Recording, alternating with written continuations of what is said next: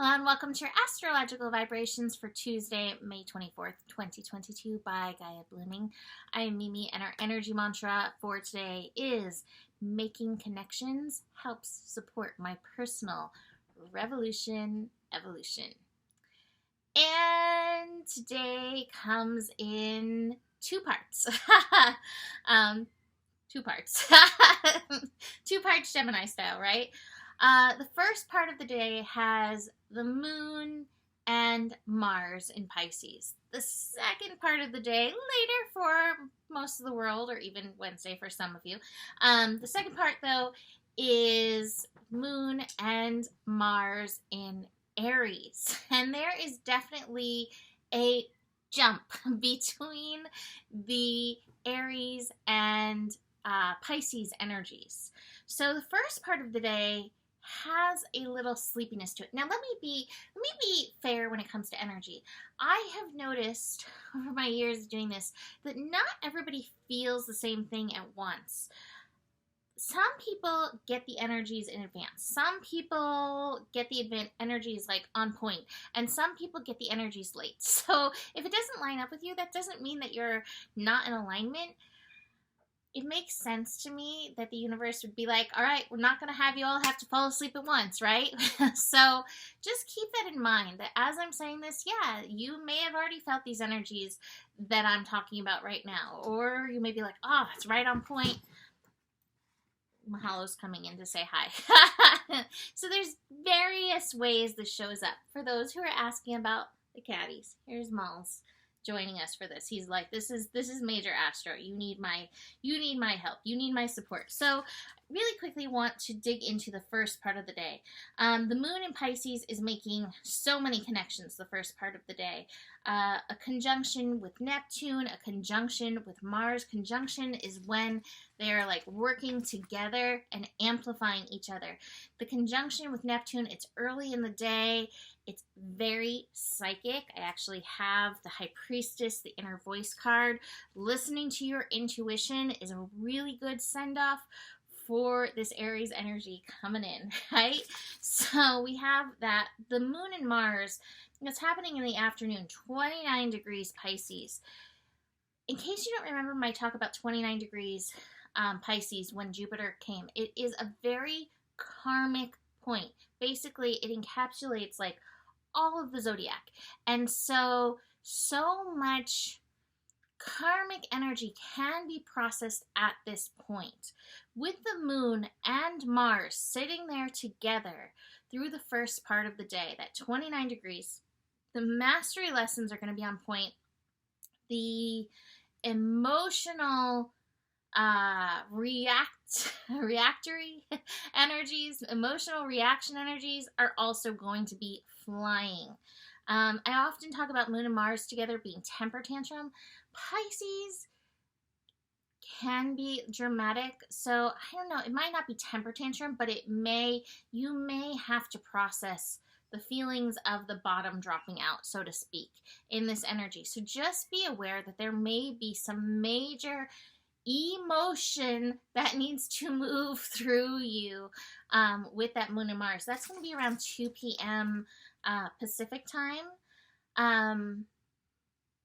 You may feel a little bit before, you may feel a little after, but just be aware that there's some emotional processing happening in that.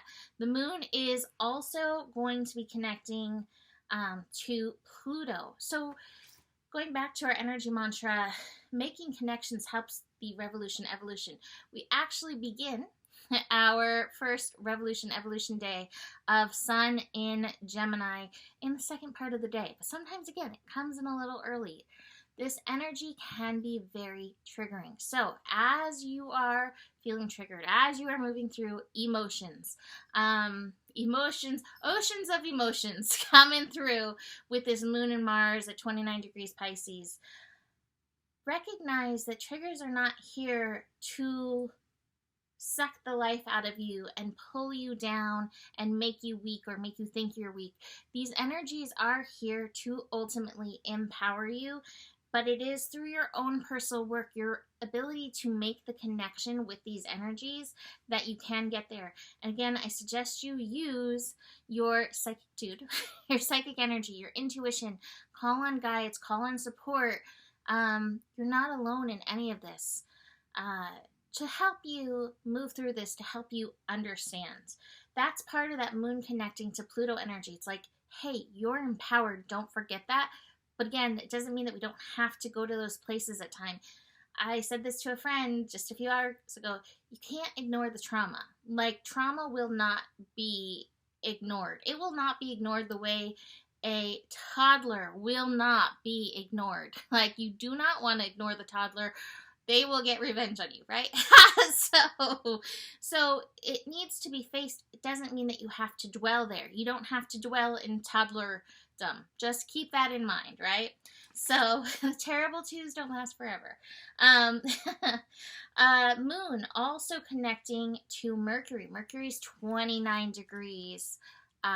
29 degrees Taurus now. So some lazy cat, it may take us out to deal with this energy.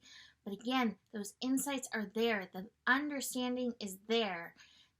There may be a call to reach out. I have the compromise card, which is always the don't compromise card, but what I'm seeing in this is where they're reaching out. It may support you a little bit to reach out. If you can't get to that next place, reach out, right? So that's the first part of the day. Then, in the second part of the day, we have Moon moving into Aries, 2:39 p.m. I haven't mentioned, again, the sleepiness with all this. You may find yourself exhausted. Mars moves into Aries, 4:17 p.m. Mars, even though it's going to be in Aries, which has a lot of zip, zip, zoom behind it, 0 degrees, can feel wonk. So you may have a major in the afternoon with those energies. Moon is then going to meet with Jupiter, so probably going to get some of that zip, zip, zoom back later in the evening. So let's dig into Mars in Aries. So Mars in Aries can have a fieriness. This energy can be one that throws fireballs, and it's either out of great fun, like, hey, catch, or it's like, fireball. Awareness is needed in either case, because either fireball can start a fire. So be aware of that in this energy. I learned something new, actually, that while Mars is the god of war, Mars is also the guardian of agriculture. So this can be a wonderful growing season. And that's the thing with Aries. Like, Aries is ready to help us zip, zip, zoom. I keep using that. In and through these energies. Mars and Aries can push a lot of things through. Like, if things have been stuck, for instance, not moving forward, Mars and Aries can definitely get that ball rolling. We do have to be aware of impatience, because everything still has divine timing. But hopefully, if there have been things that have been like, oh, why is this moving so slow, that this will move it forward. Mars will be in Aries through July 4th, interestingly enough. Mars and Aries can be very tempestuous. Mars is the energy of desire. We see a thing, we desire it, we go after it. So we want to check our desire with Mars and Aries, because there's no pause. I see the thing, I want it. I often say, some people talk about Mars being the ego. I really associate ego much more with Leo. Mars feels like the id. I need this to survive. This is important to my life. You know, that kind of feeling, more so than ego. And so, like, the id does not pause, right? go back to your notes, philosophy and psychology and all that. The id's like, I need this thing to survive. I'm going after it. Be aware of survival instinct guiding you. What is your motivation with Mars in Aries? It doesn't necessarily connect with logic. It doesn't necessarily connect with the heart. I'm not saying the Aries don't, but Mars in Aries is just ready to do what needs to be done. And it doesn't always consult the other energies. This is why Pisces we have before Aries, because it reminds us the importance of using our intuition in guidance. Is there anything else important to speak about with Mars and Aries? While the subject of war is a very real one, Mars and Aries doesn't necessarily mean we have to go into war. Mars and Aries, especially as we check our own desires, as we check the id, as we check even